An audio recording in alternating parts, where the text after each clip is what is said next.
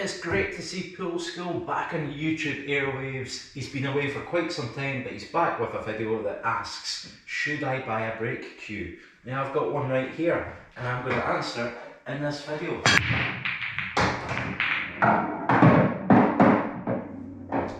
So let's find out. So you might think one of the biggest reasons to purchase a brake cue is because it actually makes you break the balls better. But I think this is a common misconception. I think the real reason that people buy brake cues is because they don't want to damage their tip. And I just want to show you something. This is a brake cue and this is my everyday pool cue. Now I've got a really small and soft tip on that. As I hit a brake really hard, it squashes that tip quite a lot and I have to maintain it quite regularly. For me, the reason to use a brake cue is if you look at this thing, it's a lot thicker. I've got this yellow plastic number on it that was, I'm not entirely sure what it's made of. It was given to me by the cue prodigy and I had a shot of it and it feels great. You know, I've smashed the balls about quite a few times and it's not moved out of shape one bit. And I've also got one of those phenolic ferrules on it because I have heard, and I've never witnessed this, that with brass, like I've got, it can split, you know, with how hard you're hitting the ball. So I've got a phenolic ferrule and a plastic tip.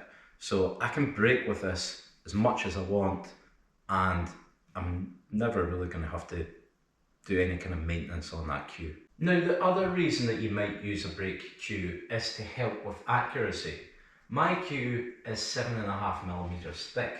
That means if I hit slightly off centre, I tend to impart a lot of side spin on it, so I'm not making the cue ball go where I want it to.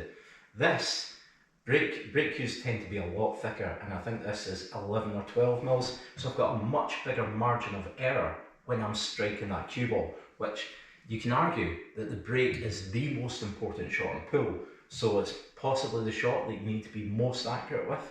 Give yourself a good split, you keep the cue ball on the table, then you give yourself a great chance of winning the frame. So as I said, I do own a brake cue, but I never ever use it. Now you might be wondering what the reason for that is.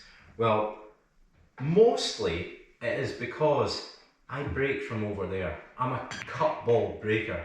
If I play a break from there, I don't actually have to hit the balls that hard, so I don't have to maintain my tip all that much as if I was breaking from there and trying to generate a lot of speed through them. The second reason is, this is personal to me, I'm pretty lazy. If I break from there and pot off the brake, I just want to get in and play them. If I break from here with a brake cue and I pot something, I've then got to go and take this cue someplace else and then come back to the table. That is super lazy, but that is one of the reasons that I don't use it. However, the fact that with a brake cue you don't need to maintain your tip, it's also thicker as well, which gives you that added accuracy. Those are definitely benefits to it. But the other thing, which I find slightly odd, and please, I know that half my subscriber base is from the US, and I know most of you guys probably have a brake cue as well as a jump cue. In the UK, we just tackle things a bit different. I would say the majority of people own one cue. At most, they own two. They'll have a brake cue and their normal cue. We're not allowed to jump the ball, so we don't have a jump cue. But I know you guys tackle it differently, so please comment on this video and let me know your thoughts on this. What I do find slightly odd about brake cues is that they tend to be quite light.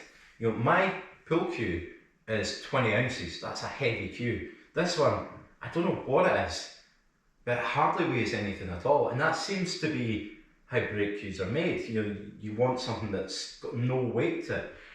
Now to me, I would probably want something heavier. This cue ball is smaller than the object ball, so you're having to generate a lot of pace to make it go through them. I think about it like 10-pin bowling, you know. I am no bowler here, I'm not the dude, I'm not the Big Lebowski, so again, correct me if I'm wrong over this, but sometimes I'll go to like our bowling alley and you pick up a house ball. I've got fat fingers, so they actually don't fit in like the 12-pound things, but sometimes I'll try and squeeze them in, and you can throw it really fast, but it doesn't seem to break the pins of it. I like that 16, is it 16 pounds or 16 ounces? Must be pounds. £16 right down the centre, and it just goes boom like that. So I think of the same thing with a break cue. I would want something heavy that smashes the balls everywhere. But break cues tend to be really light, and I'm not entirely sure why that is. Seems counterintuitive to me. But anyway, for the purposes of this video, I do not think a break cue is going to massively impact how well you can break the balls. What it will massively impact is how long your tip on your other cue lasts. So if that's a problem for you, then buy a break cue. If it's not something that you're particularly bothered about, then stick with your own.